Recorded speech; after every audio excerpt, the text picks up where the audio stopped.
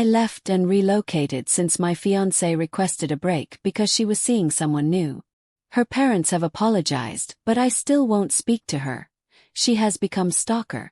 At 34 years old, I still don't know if it was wrong of me to cut off all communication with my 29-year-old ex-girlfriend Sarah. I will do my best to provide a comprehensive explanation of the history here. Sarah and I had an instant connection when we met at work in the middle of 2022. We started dating not long after I fell for her. But Sarah broke off our relationship early on because of a minor argument. The situation was already awkward before she made a scene in front of the whole office. At first, I was reluctant to leave my job, even though I was unhappy there. Seeing her on a daily basis became too much for me when I realized I was still hurting for her. At that point, I made the decision to hunt for a new work. Over the next 3 months, we frequently crossed paths because we lived in close proximity. Our conversations picked back up, but no matter how much I cared about her, I just couldn't contemplate reconciling with her. Her actions deeply distressed me. A few months later, she expressed remorse for breaking up with me over such a little matter. She said it was embarrassing to do it in front of everyone and that she had been thinking about it ever since. She apologized profusely, and I could tell she really meant it. Since I thought her regrets were sincere, I inquired as to whether she would be open to giving our relationship another go. She gave her official consent, and we were back together by the beginning of 2023. Things were going swimmingly a year later. I felt ready to take the next step after we talked about marriage and building a future together. To save up for a down payment on a property and pop the question, I started putting in extra hours at the office. I kept quiet about my motivation for working so hard for a while after that because I wanted it to remain a secret. Then, almost out of nowhere, she asked to be let go. She flat out refused to explain, and I was dumbfounded when I asked why. At about the same time, I overheard her gushing over a new coworker, and when she suddenly stopped bringing him up at all, I felt betrayed, confused, and sad. Emily, not her real name, a good friend of mine who worked at Sarah's company alongside her boyfriend, was approached by me. Emily was the one I went to for advice and to vent my frustrations about all that was happening. She said no, explaining that she was in a separate division, but she would look into it. Not long after that, Emily got in touch with me again. Sarah, according to her, has been feeling distant from me recently, particularly since I've been working more hours and going out less. According to Emily, Sarah's co-workers had suggested that she take a break because they thought I wasn't taking care of her properly and wasn't investing enough in our relationship. New guy at work who would be a better fit for her, so they were trying to pair her up with him. I was planning to pop the question and buy a house for Sarah and myself. Reason behind my excessive work. List of things to surprise her with. Weeks, Sarah contacted me to propose a meeting. Made it plain that I required an explanation for her desire for a break before we could proceed with any further discussion. Up how unattached I seemed and how it made her think I wasn't giving the relationship my all anymore. Have understood my motivations for doing what I did if we had simply talked about it, I informed her, but now it was irrelevant. Talk about the new guy she worked with. Was shocked and perplexed that I knew his name before she could. Not a complete moron, I told her. Noticed how she suddenly stopped. Never been unfaithful. That some may see your behavior as dishonest if you start looking for a new partner the moment problems arise. I then made it clear that I would like to end the conversation. Was cutting ties with her regardless of whether she wanted to make amends or not. Was deeply wounded by the divorce. Was sick of living in the same town. I asked my boss for a transfer and utilized the project funds to start over in a different city. Friend I had gone to before, apologized me as we were talking. That telling Sarah about my intentions to propose and buy a house was a mistake on her part. To Emily, started crying at the sound of it. Bearing on the final decision. I went back to my hometown in the middle of December to spend Christmas and New Year's with my family. Friends and I had all moved away and were only visiting for the holidays, so they planned a party to get us all back together. Invitation was also sent to Sarah. Our conversation was brief, consisting mostly of passing hellos. Quick glimpse in her direction.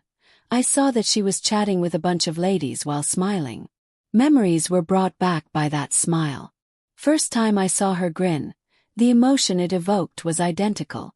I asked myself, how messed up am I that I'm still feeling this way? Those lingering feelings, the way things had concluded, still devastated and deeply distressed me. Begun to harbor resentment at myself. Would have been wise of me to pay more attention to her emotions. Have told her about the extra tasks and their purpose. Different outcome would have been possible. Night, a friend of mine spilled the beans about how short Sarah's romance with a coworker had been. City is now my home, and I plan to go back there after the holidays. Go on Friday as my vacation ended on January 6th. Way I could get my house in order and get ready for the week ahead on Saturday, and then relax before heading back to the office on Sunday. Contacted by a friend from back home before I left. Said he needed to ask me do something for someone else and that I probably wouldn't approve. Stomach started to plummet the moment I felt it. Ride to the city where I lived so she could work for a relative's company. Could I take her? He inquired. Before answering no, I didn't give it much thought. About spending hours confined to a vehicle with her was unbearable. Would have been just as humiliating as the party, and I just wasn't ready for that. Pressuring Sarah and me to have a conversation, but I was not having it. My house, I went for a run last week. Kind voice said hi while I took a short break at a park. Was doing and stressed that we missed out on talking at the party in an effort to strike up a conversation. I preferred not to converse with her. Change my behavior, but I was uninterested. It wasn't animosity, but she asked how I could still despise her after all we'd been through in the past year. Say I told the truth. Inability to communicate with her by saying that it still hurts a lot to think about her, talk about her, or even see her. Why we had to talk. I just left since I failed to grasp the argument. Months after, Sarah made 2 more attempts to approach me, but each time I rejected her. Friends think I'm being too critical and that we should have a chat to get this resolved. Think it's wrong to torture her indefinitely, but that's beside the point. Longer do I harbor any resentment or animosity toward her. Though I'm somewhat to fault, it hurts all the same. Much for me to handle, so I avoid talking to her. Stubborn and not wanting to speak to her. Original poster acknowledged the helpful remarks and thanked everyone for their input. Though P.S. OP clarified that their friends weren't really contacting them or emailing them to speak with Sarah. Rather, it was just the viewpoint of a few of them when the subject was brought up. Of February 2, 2025. Writing to inform you of recent developments and express my gratitude for your feedback. Went over every comment. The only reason I didn't respond to everyone was because I was stumped for words. Of you who took the time to share your thoughts, I appreciate it. I found it to be really useful. Following careful consideration of all of the information, I have decided to stand by my earlier decision not to communicate with Sarah. After our second breakup, I informed a few of individuals that I had blocked her everywhere, but I forgot to include it in my initial article. Her tenacity seems to have backfired throughout the past 2 days. She keeps trying to get in touch with me, and some of our mutual friends are sick of it, even the ones who initially suggested I talk to her. Because of this, they seem to have betrayed her. 3 days ago, my buddy Emily, to whom I was venting, shared some thoughts on social media regarding stalkers. Sarah was not named, but her meaning was clear to many. Some people have commented on my original post implying that Sarah was trying to stalk me. Theory is supported by her serendipitous appearance in the park and her job in the same city, or may not be the true motivation for her transfer. But I am aware that her uncle owns a business in the area, so that is neither my business nor am I going to look into it. Been a noticeable calm. Tried to get in touch with her friends on the matter since they dropped it. Few of my co-workers and I watched the UFC event. Upon its conclusion, I was making my way to my vehicle when my phone rang. Common acquaintance contacted. She asked Sarah to send a message after saying she had spoken with Sarah. With a groan, I told her to get going. Sarah recently told me that she understands why I don't feel comfortable approaching her. Despite her earlier promise not to get in touch, she insists we talk. If I ever wanted to talk, she assured me I could come in whenever I wanted. I pleaded with my friend not to bring up Sarah in our conversations again, and explained that I didn't have a message to respond. Assuming Sarah is right, it's a relief, but I'm not getting my hopes up just yet. Not surprise me if she attempted anything new. She gives me some room, I'll eventually come around, but that's not going to happen. Was the end of a chapter in my life. Need is some time to myself. One is likely to ask me out on a date anytime soon. The most important thing I've learnt is the importance of getting to know people before committing to a long-term relationship. My careless usage of the term friend has also been on my mind. There's more in my life that needs reevaluating, and that's it. Unfortunately, not everyone I've considered a friend really cares about me.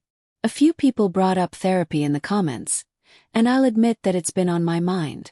At the moment, I'm just going to let myself get better on my own. However, if things don't improve after some time, I will investigate further. All of you who commented, I really appreciate it. Your advice has been invaluable in getting everything sorted properly. Second update. Tuesday, February 16, 2025. No one has brought up Sarah's disappearance in recent conversations, and she has been absent for weeks.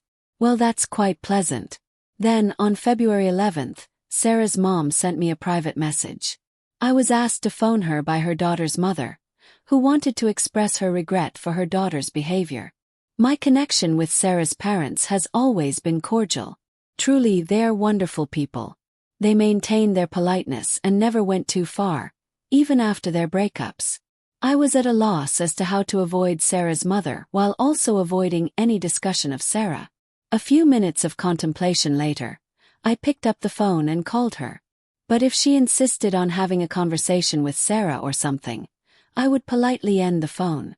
She put me on speaker when she spoke up, allowing Sarah's dad to join us. Thankfully, Sarah's voice did not appear, even though I was practically expecting it.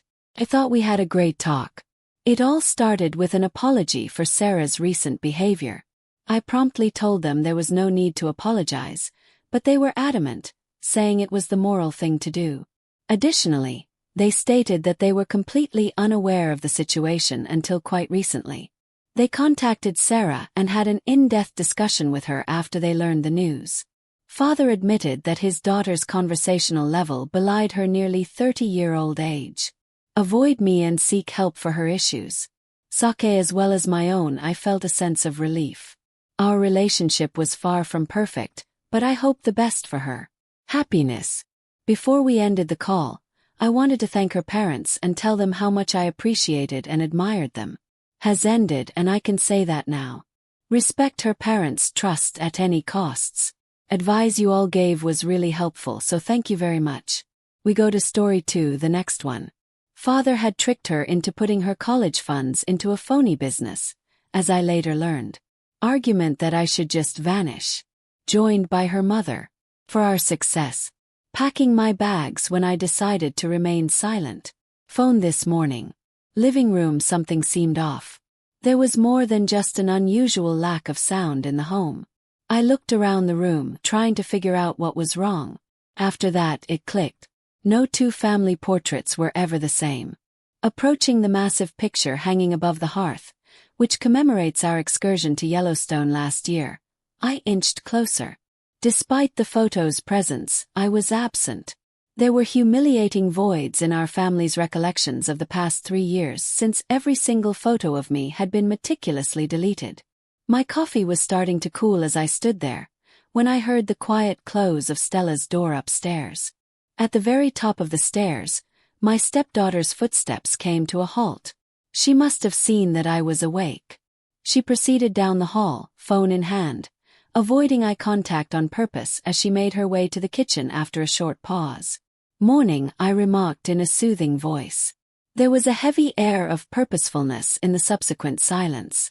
For a duration of 3 years. I had been a part of Stella's life for that amount of time. 3 years of trying to be there without being intrusive, of having math homework help and movie nights to build trust. Withdraw when she was 16 years old. The typical teenage revolt. Week when I volunteered to help her with her chemistry assignment. Decided my opinion didn't matter since she had been struggling with the subject.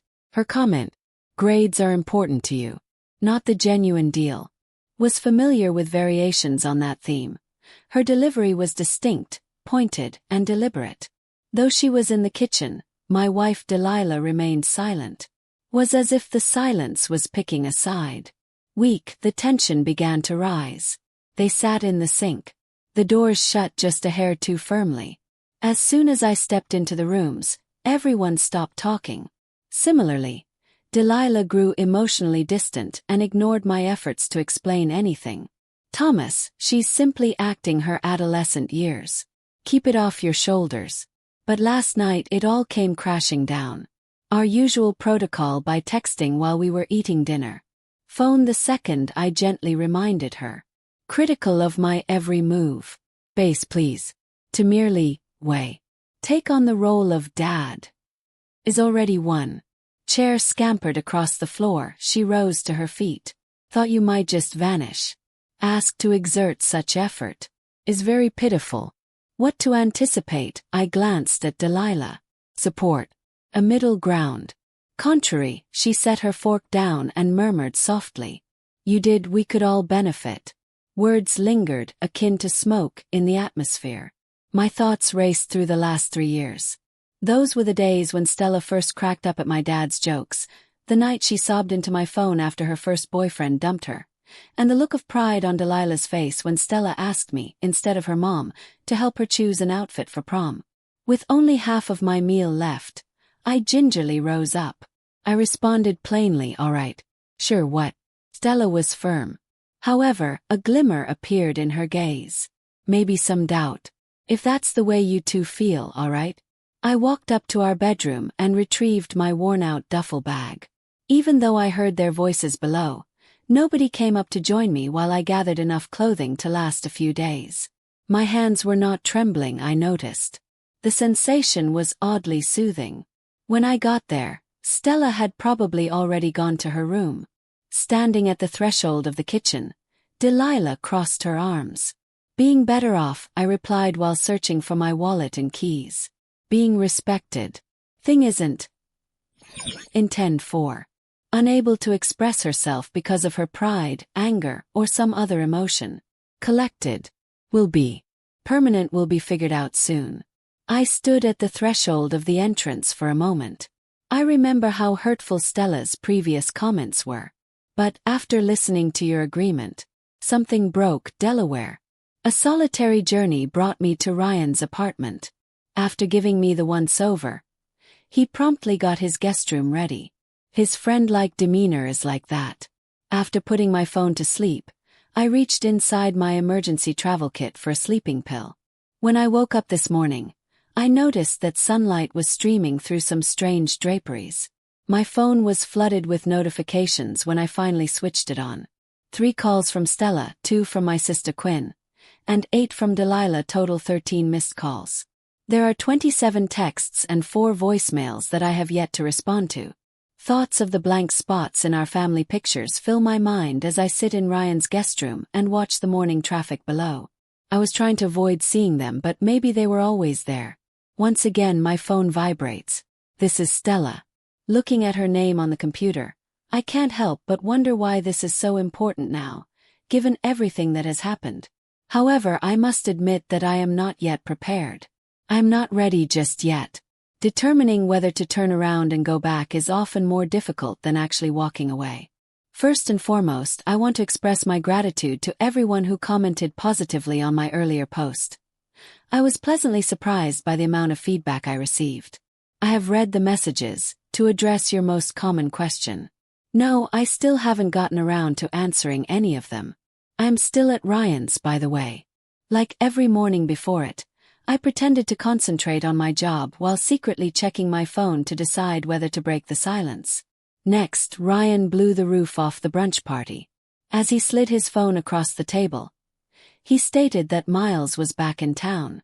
A picture of Stella's biological dad at a nearby restaurant appeared on Facebook.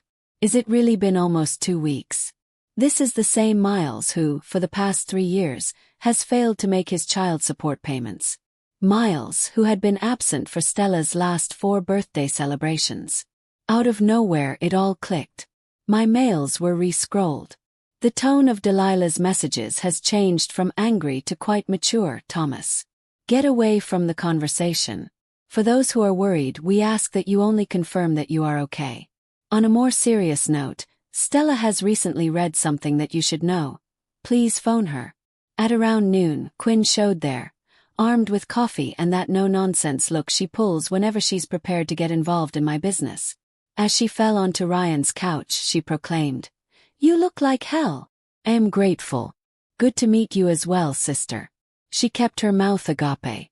"Stella and I crossed paths recently at the mall. That piqued my curiosity. Do you know how she is doing?" "Farewell, Miles." "Is it for coffee?" Quinn commented. She didn't see me, while watching my reaction intently. What did she see? Hope. You know that expression she puts on when she's attempting to contain her enthusiasm. She was speaking a language that I knew well.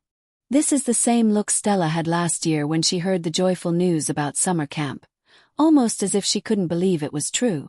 As Quinn pointed out, he has been contacting her for months, taking responsibility and vowing to fix things this time.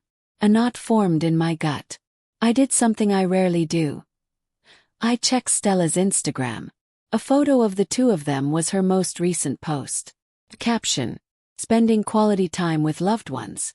Context and her friends' responses were full with harsh emoticons. While of silently listening, Ryan set out. Previous appearance. Weeks, and then he disappeared once more. Few days following that.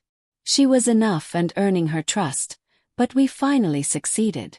Been given more. Message from Delilah popped up on my phone just when I needed it to. Requesting that she reside with him.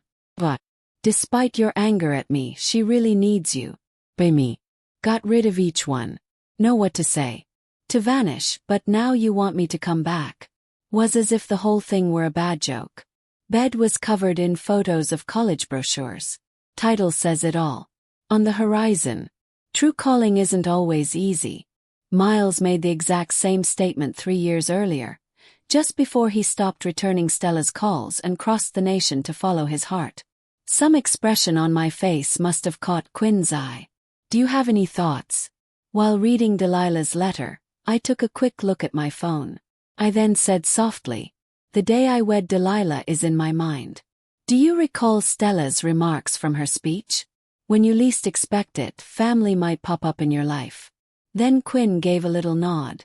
And with that I let out a sigh.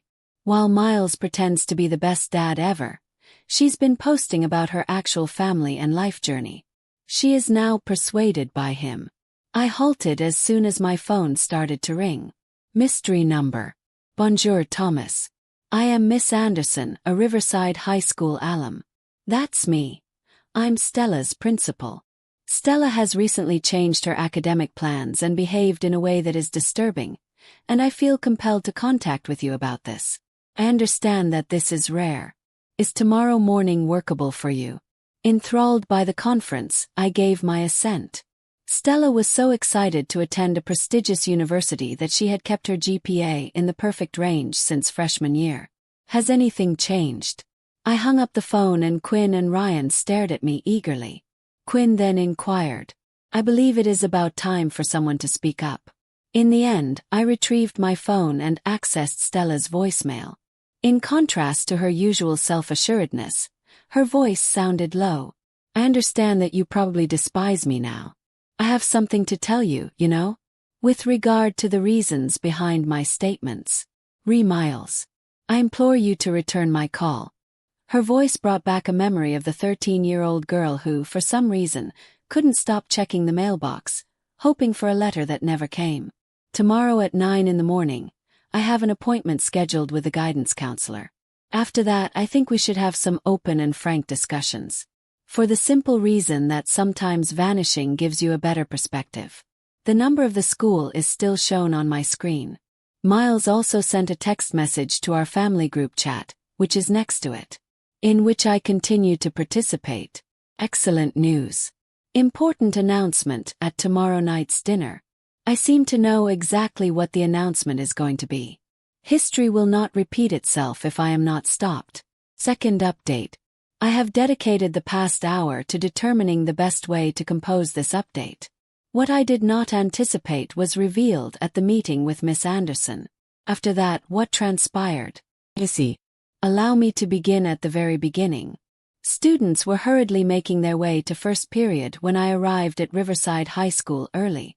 Word about my absence had already spread among Stella's classmates, as I could tell from their sidelong looks and whispers that at least 2 of them knew who I was.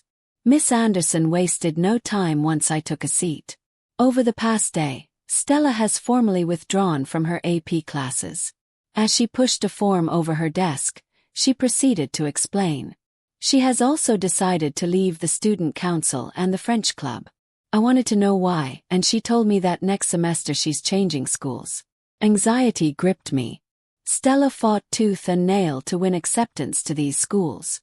Her college applications were dependent on her extracurricular activities, she had thought.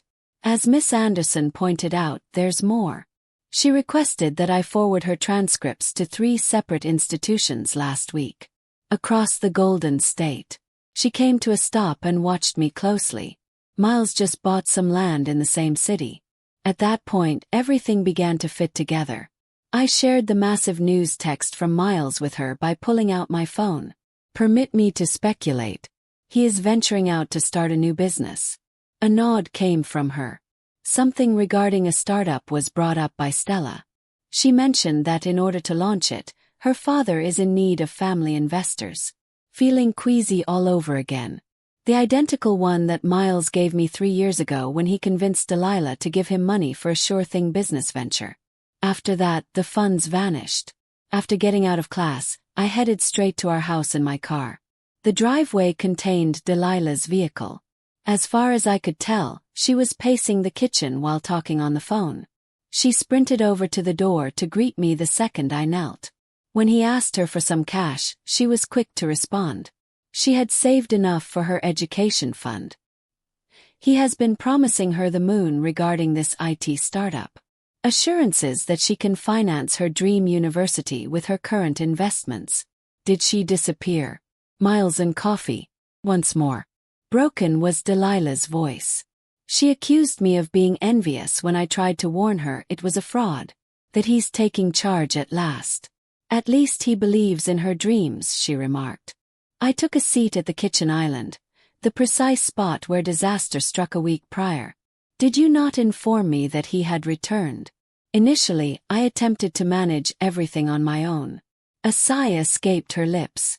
Whether I could separate them, I pondered. Shaking her head, she expressed her disapproval. Stella yelled hateful things at you throughout your disagreement, and I simply walked away, freaked out. For fear of retaliation, I took her side. On his behalf, she would spare no effort. Just as I was about to respond, the front door swung open. Stella stepped inside. Upon noticing me, she halted. Her appearance had changed.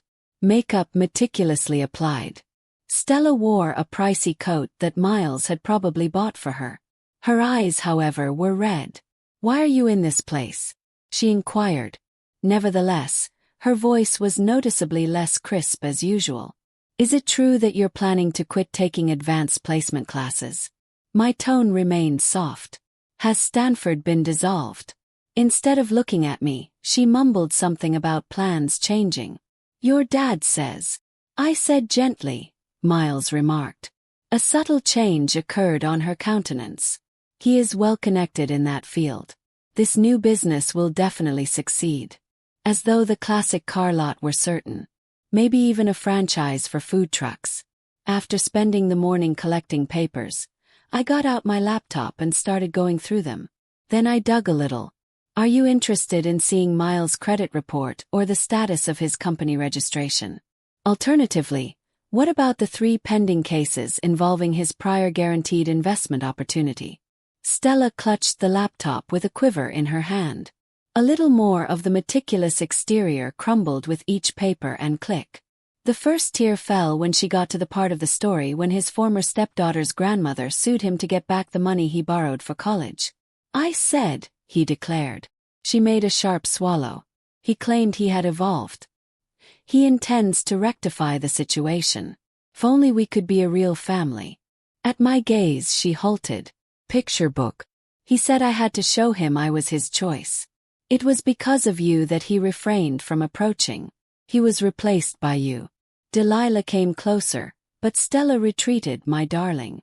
I knew, she whispered softly. Perhaps I was aware. I yearned to believe, though, with all my heart. Her phone jangled. Miles again dispatched an SMS. After staring at it for what seemed like an eternity, she finally turned it off. She hurriedly said, I have to go, and headed for the staircase. It was simply me. I must ponder this. Ultimately, we decided to let her go. Making room for someone can be the most selfless act you can perform at times. Time has slipped away. After weeks of not communicating, Delilah and I finally had a meaningful conversation. Concerning concerns and mistakes. Regarding Stella, Miles. Her story. I was getting ready to head back to Ryan's around midnight when Stella sent a text message. I was wrong.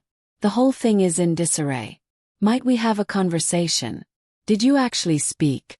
I don't mean to be disrespectful, but do you recall the days when we would get ice cream after my dance lesson and you would listen patiently as I vented about the turmoil at school? Would that be possible? This is being composed from my car outside the neighborhood ice cream parlor, and I am well aware that I am unworthy of it. Even though it says it's closed, the owner knows who we are. Had been 3 years since we first came here. Specifically for us, he is remaining open late. In her mother's car, Stella had just pulled up. She's likely sitting there, working up the courage to step inside. In my own unique way. The tiniest of movements can sometimes spark the most challenging of discussions. Midnight mint chocolate chip ice cream, for example. Last revision. Everything changed that night at the ice cream parlor. Stella rambled on for so long. Regarding the manipulation by Miles. Her worries and shame. However, it was a casual comment she made that caught my attention. In addition, Miles had requested that Jessica solicit investment from her friend's parents for his business. There was a sudden realization. My memory returned to the cases I had uncovered, a trend of litigation that seemed to target families by way of their children. My pent-up fury now served a greater good. Rest assured, I was quite clear. His actions are not just unethical but also immoral. The act is against the law. Stella gave a quick look to the sky as her ice cream melted. Can you explain? Unlawful investment strategies and securities fraud were detailed by me. She pulled out her phone, her brow furrowing, and showed me the group chats in which Miles was aggressively trying to get kids to invest. I got on the phone that night after saying my goodbyes to Stella. A friend of Quinn's is in the SEC. Ryan has personal connections within the prosecutor's office. My strategy was hatched by dawn. Miles was caught off guard. Getting Stella to give up her college fund was his big announcement dinner, but he was too busy thinking about that to pay attention. The list of potential targets was further expanded when he invited the parents of several of her friends. An upscale eatery hosted the meal. Discussing his ties to Silicon Valley and the guaranteed earnings, Miles was completely at ease. I remained seated until the appetizers came before getting to my feet. Some individuals would like to join us before we go on, I mentioned. Just as the bell rang, a state investigator and 2 federal investigators walked in. Miles' expression went from self-assured to bewildered to frightened in the span of a few seconds. The evidence points to Miles running multiple scams. 7 separate fraudulent schemes in 3 separate jurisdictions were uncovered by the police. Over the years, whenever he had any kind of contact with Stella, he would always be setting up new victims. The antique car dealership that defrauded Delilah was only one component of a larger fraud. The model is identical for the food truck franchise. The lovely thing, though, is that he had gotten careless this time. He had sent Stella detailed emails and texts documenting everything, thinking she would never betray him. Her transmission of the messages to the detectives effectively ended his life. Will the parents be there for dinner? The individuals were encumbered by strings. Every single falsehood, investment pitch, and promise was documented. In his haste to escape, Miles accidentally knocked over a waiter and dashed madly towards the exit. Security stopped him after he had taken 3 steps. He gave Stella the charming puppy dog look that had captivated her on so many occasions as they escorted him away. "There has been a total misunderstanding, my dear. Inform them. You can call me Dad." With her back straight, Stella rose to her feet. She claimed, "My dad is here," as she took my hand. "And he has just seen you receive the punishment you are due." The fallout was severe. More and more families are speaking out, and there has been news coverage. More than $2.3 million in stolen money was found by the detectives. 5 to 20 years, according to Miles. A website and some stolen office images from a real computer company were all that his startup had. However, being a witness to Miles' arrest was not the real triumph. It was the few seconds that came afterward. Stella gave the prosecution a box containing all of the pictures she had taken with Miles. "There is evidence," she stated, her smile returning just a touch. She turned in her AP course reapplication. The school was accommodating because of the situation. The parents of her buddy's pal, instead of getting furious, started an organization to help other families who had fallen victim to similar frauds. Out of adversity, something positive emerged. The other night, Stella came to me to get some advice on her college essays. According to what she said, her tale is currently very unusual. Who among us can put pen to paper and describe the fall of their biological father's deceitful empire? Our therapy sessions are with Delilah. Broken trust and emotional scars need time to mend. I couldn't help but smile as I watched her painstakingly straighten and reorganize all of my family photos. Those actions spoke louder than any words could. Stella had breakfast with us first thing this morning. An envelope was in her possession. As she passed it across the table, she stated, "I discovered this in my room. It is the startup's funding paperwork, and Miles requested that I email it to him last week. I assumed it would be of interest to you to include it in the evidence file." I fixed my gaze on both the envelope and her. "Will you be taking it together to the investigators?" She smiled with a kind of unfiltered real joy that had slipped my mind. "After that, would you like to buy ice cream?" The level of revenge was seen excessive by some. Regardless of the circumstances, that family remains a family. A true family, on the other hand, will not plot your demise. You will be protected by a genuine family, even if it means keeping other family at arm's length from you. The sentencing date for Miles is next month. A victim impact statement is going to be read by Stella. She laboriously rewrote every phrase over the course of several weeks. Yesterday she asked me to look it over. She continued by saying that it should have a happily ever after. Something that proves I am more than simply his victim any longer. That conclusion has probably already been found by her. Observe how she currently lifts her head high. That's all. She helps other kids spot similar tactics in her own unique way. On her desk, among the college brochures. This is her real path. The one that Miles tried to sell her, no. Moving on sometimes entails ensuring that the past does not harm others. And sometimes, the finest retribution isn't simply watching someone face consequences. It is thriving despite them. We are having a family meal tonight. Only the 3 of us. Stella's making her famous pasta sauce, which she learnt while watching cooking videos with me during lockdown. Normal, boring, and wonderful. Things related to the family. Miles will have plenty of time to ponder about these things from his cell.